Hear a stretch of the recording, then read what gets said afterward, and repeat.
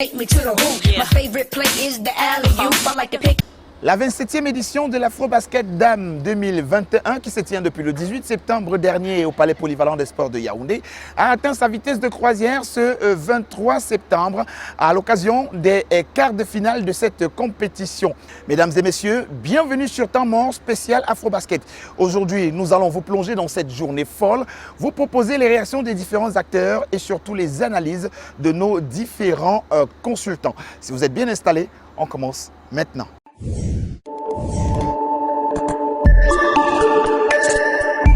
Souvenez-vous, lors de la précédente émission, les Ivoiriennes ne vendaient pas très cher leur peau sur cette rencontre qui les a opposées au Nigeria. Le verdict était donc sans appel. Les Nigériens l'ont emporté sur le score de 72 à 56.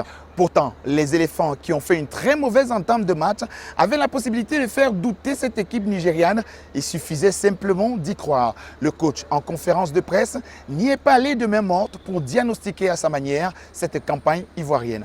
On l'écoute. Yes, you are right. My team so much respected the opponent, especially in the first half. But we tried to come back to the game. But with the next level team like Nigeria, not easy at all. But I'm very satisfied because we didn't give up. Yeah. This is the most important, to continue the game on this level of playing. I'm very happy because of that. Il y a beaucoup de regrets, même moi-même j'étais en train de dire ça au coach, il y a beaucoup de regrets parce qu'on pouvait, on les a trop surestimés au fait. On a trop surestimé le Nigeria, mais c'est pas grave, c'est tout ça aussi, c'est tout ça la compétition. Ouais. Et on s'est dit, jouer contre elle et on les voyait jouer contre les autres équipes, on se disait, pof, si elles prennent Angola 20 points, c'est que nous-mêmes vont nous tuer. Mais ça, après, on a compris que tout se passe sur le terrain. Ça. Et c'est ça qui est dommage, au fait. On espère que tout ira bien pour les prochains matchs à venir. Future. Yeah. But in this moment, we need new players, new material. Last 10 years was not too much well in Côte d'Ivoire because a lot of things happen. We need infrastructure. We need a total different view of development of the basketball in Côte d'Ivoire. Good scouting was also. But scouting will come. This is not the problem for scouting. Problem is with the players. How can we renew generation like Mariama Kouyaté, Kani Kouyaté, Berthe Sali, Jejemer and the others? In this moment we have no new generation. This is our main problem. We tried, but it's a big gap between them and young. L'intensité physique qui a animé cette rencontre n'était pas du tout du goût du coach nigérian qui estime que les arbitres n'ont pas fait grand-chose pour arrêter le massacre. Du moins, on pense à la suite. On l'écoute. I just think you guys are going to stop the best players in the world from coming to Afrobasket because the officiating, it has to be, they have to control the game. Yeah. You can't tell the other coach to tell his players to stop playing hard. You can try, but they may not listen. But you can have the officials say, look, foul, hold, intentional. You could do that to stop people from just being abusive. They just ran at our girls and knocked them over. No fouls. And they expect us to play through that. Our girls got to go and play their careers. They got to go to their teams after this. They're not going to want to come back here if you're going to allow that to happen.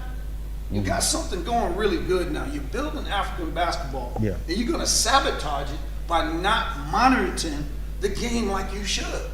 You deserve a good game. The world hates Africa. They don't want to do it. We're going to have to do it ourselves. They don't care. We have to care. Yeah. And we're not doing that. We're playing politics. We're playing favoritism. We can't continue to keep doing that and want a good result. You're not. These girls, they're going to stop coming. Oh, it's between Senegal and Mozambique. You just don't know. You got to prepare for both. Yeah. I wouldn't sleep on Mozambique at all. But that team is scrappy and tough, and they got enough pieces if everything goes well. And things don't go so well for Senegal, they can win. Yeah. So whoever it is, we're just going to dig down and be ready. What time is that game tomorrow? Pour analyser cette campagne ivoirienne, à nouveau, Malick Dao s'est prêté au jeu. Ancien international des éléphants, capitaine d'ailleurs à cette époque-là, et journaliste pour Canal+, nous dit exactement par quoi la Côte d'Ivoire est passée pour cette campagne de l'Afrobasket à Yaoundé. On l'écoute. Il faut être réaliste. Il faut être réaliste entre la Côte d'Ivoire et le Nigeria. Il y a 2 classes d'écart. Les gens se focalisent sur le dernier carton du Nigeria, mais si on regarde bien le basket, si on connaît bien les 2 équipes, c'est la second unit du Nigeria qui a terminé le match. Donc c'est un résultat un peu en trompe-l'œil. Il suffisait de regarder la première mi-temps pour savoir quand les 2 équipes, il n'y avait vraiment pas, il y avait pas photo. Après, les Ivoiriennes, elles se sont battues, elles ont donné ce qu'elles pouvaient donner, mais la marche était beaucoup trop haute. Voilà. Alors, les demi-finales sont connues. Si on vous demandait de faire une analyse sur les 4, sur le carré final. C'est un afro-basket qui pour moi est très ouvert. Parce que Nigeria-Sénégal, c'est un peu le remake de la finale d'il y a 2 ans. Donc les Sénégalaises seront revanchardes, les Nigériens ont envie de conserver leur trophée. Donc ça va être pour moi 50-50. Pareil, Mali-Cameroun, ça va être aussi très ouvert. Le Cameroun a l'avantage du terrain. Mais on a entendu une joueuse malienne nous dire, voilà, ça fait longtemps qu'on n'a pas remporté la coupe, on vient la remporter. Donc ça va se jouer, à mon avis, en termes de mental, en termes d'engagement. Les considérations technico-tactiques, pour moi, elles ne seront pas très importantes sur ce genre de match. Mais les équipes qui en voudront le plus, ce sont celles-là qui vont l'emporter pour aller en finale. En deuxième rencontre de cette journée, le Mozambique s'est bien battu face à une équipe du Sénégal qui ne s'est pas fait prier pour dérouler son jeu et asseoir sa domination sur tous les plans. Normal, la réalité de l'impréparation paie cash et le coach mozambicain l'a très bien compris. On l'écoute. Yeah, we play with the strong team. After the players is the good experience, but we try to improve about our team. Just about for the motion offense, and we try to improve some strategy and defense. Après cette qualification. D'abord, grâce à Dieu, donc je leur tire le chapeau. Félicite l'équipe de Mozambique. Moi, j'adore cette équipe-là, sur le plan de la conception. C'est vraiment un basket que j'apprécie énormément. Donc, coach Nazir a fait un excellent. Après cette qualification. D'abord, grâce à Dieu, donc je leur tire le chapeau. Félicite l'équipe de Mozambique. Moi, j'adore cette équipe-là, sur le plan de la conception. C'est vraiment un basket que j'apprécie énormément. Donc, coach Nazir a fait un excellent. Match voilà, avec beaucoup d'envie. Afro-basket, là en quart de finale, peuvent prétendre à remporter cet Afro-basket. Donc on est ici avec beaucoup d'humilité, on respecte les consignes du coach. L'état d'esprit de mes coéquipières aujourd'hui, parce qu'en fait, se faisait déborder, il y avait l'aide qui arrivait, et ça c'est un petit plus en fait. C'est un petit plus parce qu'on sait qu'on peut compter les unes sur les autres. Astou Ndiaye, une légende du basketball sénégalais, ancien international d'ailleurs, aujourd'hui team manager de cette équipe, analyse le parcours de l'équipe sénégalaise dans cet extrait. On respecte beaucoup le Mozambique et je crois que c'est réciproque. Donc c'était un match au début un peu tendu en termes de nerfs, mais les filles ont compris aussitôt que c'est la défense qui va nous faire aller de l'avant. Et on a sauté dessus et on ne s'est pas retourné. Donc elles ont joué un match défensif phénoménal qu'on doit continuer pour demain contre le Nigeria. Non, honnêtement, parce qu'on a eu des matchs progressifs en termes d'intensité, commençant par la Guinée, l'Égypte, maintenant le Mozambique, et maintenant ça va un cran plus haut avec le Nigeria. Donc c'est parfait l'enchaînement des matchs pour nous en termes de progression. Absolument parfait pour nous. Malheureusement, c'est les 2 meilleures équipes qui vont se rencontrer en demi-finale. Les 2 finalistes de l'Afro-basket passé se rencontrent en demi-finale. C'est le hasard de la compétition qu'il a voulu, mais nous aurions souhaité rencontrer le Nigeria en finale. On les rencontre en demi-finale, on va jouer notre Vatou et on souhaite gagner ce match-là. On va tout faire pour gagner ce match. Ce n'est que du basket. On verra ce qui se passera demain, mais on fera tout pour gagner ce match, Inch'Allah. On va gagner la finale, on va gagner la coupe ici, à Cameroun, Inch'Allah. S'il vous plaît, le bon Dieu, on va prendre la coupe ici à Cameroun. Ça dépend de quelle équipe. On n'a pas de problème de ça. On va jouer la coupe, on va gagner la coupe, Inch'Allah.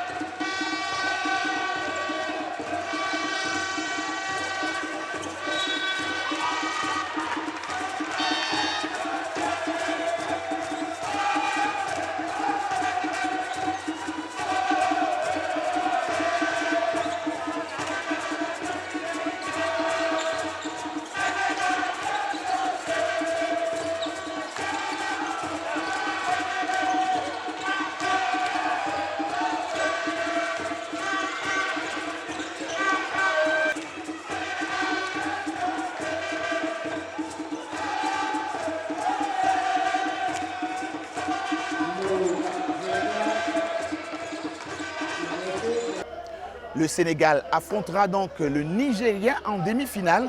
C'était une évidence au vu du parcours des deux équipes, mais le coach s'est dit prêt. Troisième affiche de la journée, Cameroun-Égypte. Le groupe Lion Indomptable, sur qui l'on n'avait pas beaucoup misé, devait défendre son honneur ici au Palais Polyvalent des Sports face à son public qui, de surcroît, était très exigeant. Oui, ce fut difficile, mais les Lions l'ont fait sur le score de 67-61. Le coach Ahmed Momodouya s'exprime.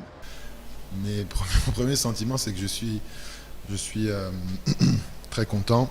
Je ne suis pas content, enfin je suis content pour moi à titre personnel, ok, mais je suis surtout content pour mes joueuses parce que c'est aussi le résultat de 6 semaines de travail dur.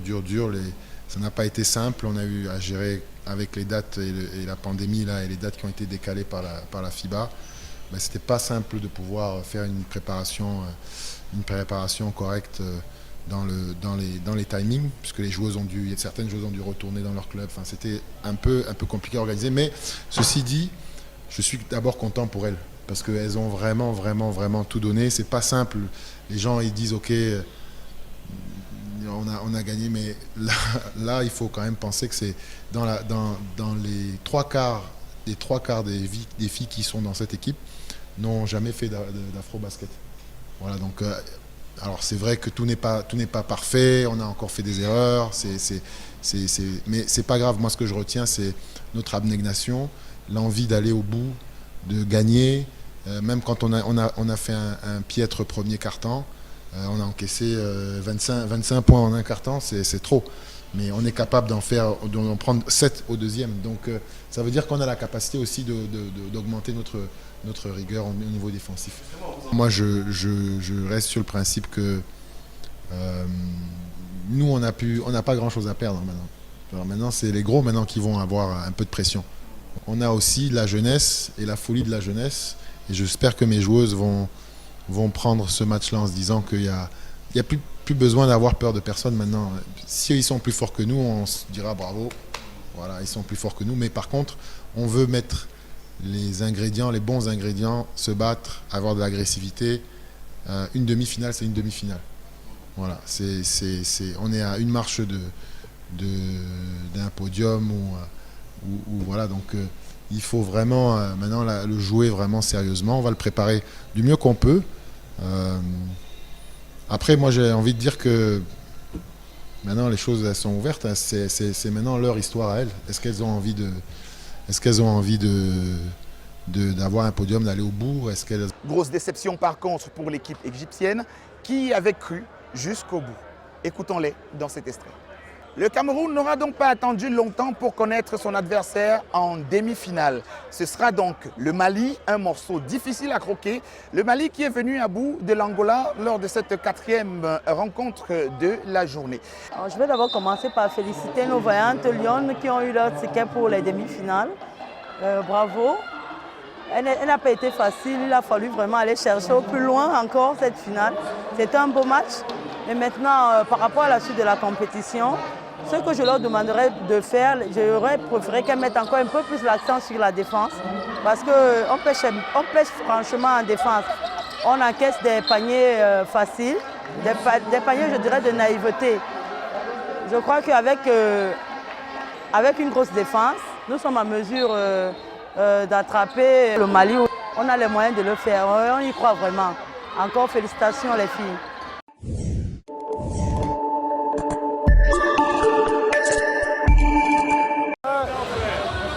Pour le match de tout à l'heure, pour le Cameroun, c'était un super match. C'était pas mal, pas très mal géré de la part du coach. Donc là, on tire vraiment un chapeau, comme le coach Pupuna disait tantôt. Avoir une équipe jeune aussi nouvelle, parce que pour moi, c'est toute nouvelle. Hein. Et jouer à ce niveau de jeu, c'est une très bonne chose. Mais il faut un peu de folie, comme quelqu'un disait. Il faut un peu de folie dans le jeu. Il faut que les filles se lâchent. Il faut qu'elles soient plus libres. Et moi, je crois que pour le match de demain, c'est ce qu'il faudra. Il faudra qu'elles jouent libres. C'était un peu prévisible quand même que le Cameroun puisse puisse gagner. C'est-à-dire quand on regarde les favoris de la compétition, il faut dire que logiquement, physiquement, nous sommes un peu au-dessus des Égyptiennes. Et aussi sur la compétition, quand même, c'est une victoire qui est méritée. Et je pense que logiquement, le Cameroun a pu avoir son ticket pour la demi-finale. Bon, maintenant, on va simplement dire bravo à nos Lions et leur souhaiter bonne chance pour la suite de la compétition. No, really, I'm really impressed. These are girls that are giving us something that everybody is happy. We are pleading that the coach should really put another effort so that the next match we should really do more than what we have done today.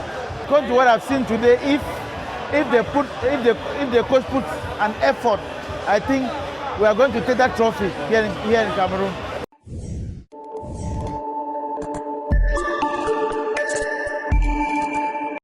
Nigeria, Sénégal, Cameroun, Mali, voilà l'affiche des demi-finales de cet Afrobasket 2021 à Yaoundé. Yves Salah fait le point. Nous voilà rendus au dernier carré et une fois de plus, les favoris s'y retrouvent. En effet, ce sont les 4 têtes de série qui seront de la fête à ce moment-là pour ce dernier carré. Le Nigeria, on va dire assez logiquement, maîtrisé pratiquement tout le match, même si la Côte d'Ivoire peut avoir des regrets. Peut-être que cette Côte d'Ivoire a trop respecté le Nigeria en début de match et lorsqu'elles ont décidé de se lâcher, c'était un peu tard, mais elles ont compris qu'elles auraient pu jouer. Mais le Nigeria a assuré et se retrouve donc bien dans cette demi-finale. Mais c'est peut-être le Sénégal qui a été le plus impressionnant en démonstration parce qu'on a tout vu. D'abord de l'envergure en défense dans cette équipe du Sénégal, extraordinaire, Maïmouna Diarra et toutes les autres qui sont vraiment dissuasives et qui ont empêché complètement, annihilé les intentions offensives des Mozambicaines. Mais aussi, ce qui a été impressionnant, c'est le collectif de cette équipe. On a senti qu'il y a une équipe qui est déjà là à la base et qui a beaucoup de variations dans le jeu. Témoin les shoots qui sont pris même de loin par les intérieurs, comme Kumbassar ou Marissi, qui excellent donc au niveau du 3 points. Et en troisième quart-temps, on a eu une illustration de ce collectif-là avec une action à plus de 20 passes dans les 20 secondes, ponctuée par un shoot à 3 points au buzzer de Bintou Djemé, la meneuse, applaudie par tout le public. Cette action symbolise la montée en puissance, je pense, du Sénégal dans cette compétition. Le Cameroun a fait l'essentiel. On savait que ça allait être compliqué contre l'Égypte. Les forces étaient assez équilibrées. Mais justement, c'est ça, jouer à domicile. Le public a été là pour pousser les Camerounaises. Surtout les Camerounaises n'ont pas laissé l'écart descendre à moins de 3 points en fin de match. Chaque fois, il y a eu cette occasion qui a mené le Cameroun à repartir à 2 possessions. Et ça a été pour moi la clé. Et le Cameroun passe. Et enfin, le Mali passe à l'Angola. L'Angola qui a complètement déjoué. Est-ce qu'elle a accusé le coup par rapport au match de la veille contre le Sénégal? C'est possible. Contre le Kenya, c'est possible. Mais on n'a pas du tout reconnu l'Angola qui est complètement passé à côté. Et le Mali donc qui se retrouve dans le dernier carré.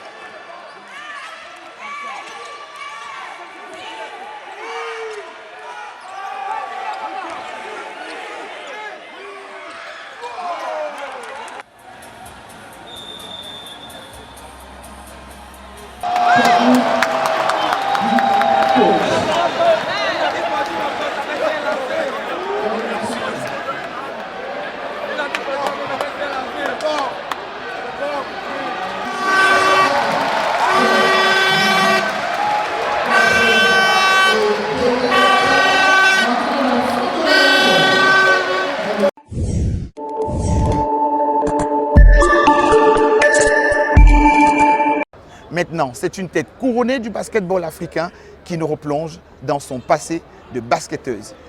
Bonjour, je m'appelle Astou Ndiaye, je suis ancienne internationale du Sénégal, je suis championne d'Afrique 3 fois et je suis basée au Sénégal. Je suis général manager de l'équipe nationale du Sénégal présentement. Alors, vous vous souvenez de votre premier afro? C'était une canne, c'était un afro, c'était quand? C'était une canne et c'était en 1990, si je me trompe, en Tunisie. Oui. Ouais. Racontez-nous alors votre première sélection. Vous avez reçu un coup de téléphone, on est venu vous chercher à la maison. Ça s'est passé comment cette journée-là? C'était une expérience actuellement très motivante parce qu'une ancienne a été sortie pour que je sois sélectionnée. Ah bon? Donc ça a été un choix que je devais confirmer, mais qui m'a apporté une expérience inouïe durant ma carrière. Qu'est-ce qui s'était passé pour que l'ancienne sorte? On avait besoin de rajeunir, mais aussi j'avais les gens pour prendre les rebonds des deux côtés. Donc ça m'a beaucoup aidé dans ma sélection. Je n'étais pas la plus forte techniquement, loin de là, mais ma jeunesse et la compréhension de mon rôle était fondamentale à ma sélection. D'accord, c'était en quelle année déjà et c'était où? Quelle campagne? C'était en 1990, en Tunisie. D'accord. Alors, comment est-ce que ça s'est passé donc? Première compétition pour vous à l'international. Comment vous vous sentiez? Comment la jeune Astou à l'époque? Vous aviez quel âge déjà? 17 ou 18 ans, très nerveuse, beaucoup d'adrénaline, mais beaucoup d'excitement parce que c'était nouveau. Mais avec quand même un peu de calme parce qu'on avait des anciennes devant nous. Donc beaucoup de possibilités d'apprendre et d'acquérir de l'expérience. Comment ça s'est passé donc cette campagne-là pour vous? C'était la première canne et on a gagné. J'ai apporté ma pierre à l'édifice, on a gagné et on a eu d'excellentes leaders à la personne de Mathilde Meng, de Ndouti Ndoye, beaucoup d'entre elles qui ont mené le drapeau du Sénégal très haut. D'accord. Alors, la suite des événements, c'était un enchaînement sur les autres cannes pour vous. Vous avez gagné en confiance? Non, absolument. On a acquis en expérience, mais aussi on a continué le flambeau parce qu'on a des anciennes qui ont joué des rôles primordiaux durant les campagnes précédentes. Donc, c'était une continuation. Une continuation qu'on a soutenue pendant des années. Ce fut une belle époque. D'accord. Alors, c'était la première, les deux autres, c'était quand et quand? 90, 92 et 2007. Non, 2007 si je me trompe. Alors, maintenant, après, vous avez passé combien d'années à l'équipe nationale? J'ai fait une quinzaine d'années en équipe nationale. C'était toujours un honneur de répondre à l'appel. Et entre-temps, j'ai dû avoir des expériences et aux États-Unis à l'université et en WNBA. Donc les expériences étaient mixtes, différents types de coaching qui ont été très bénéfiques durant ma carrière. Alors, aujourd'hui, le basketball africain, chez les dames, comment est-ce que vous le voyez? Ça progresse beaucoup. La majorité des filles sont des professionnels. Et en venant en équipe, tu sens ça. Donc ça écourte des fois les temps de préparation. Et il y a toujours beaucoup à apprendre et à améliorer, côté organisationnel, côté... J'espère que vous avez aimé être des nôtres aujourd'hui encore, amis téléspectateurs de STV. Temps mort spécial Afro-Basket, c'est terminé. Rendez-vous pour le prochain numéro, toujours ici au Palais Polyvalent des Sports de Yaoundé. À bientôt. Take me to the hoop. My favorite play is the alley-oop. I like to pick and roll. I like to give and go. And it's basketball. Bow wow.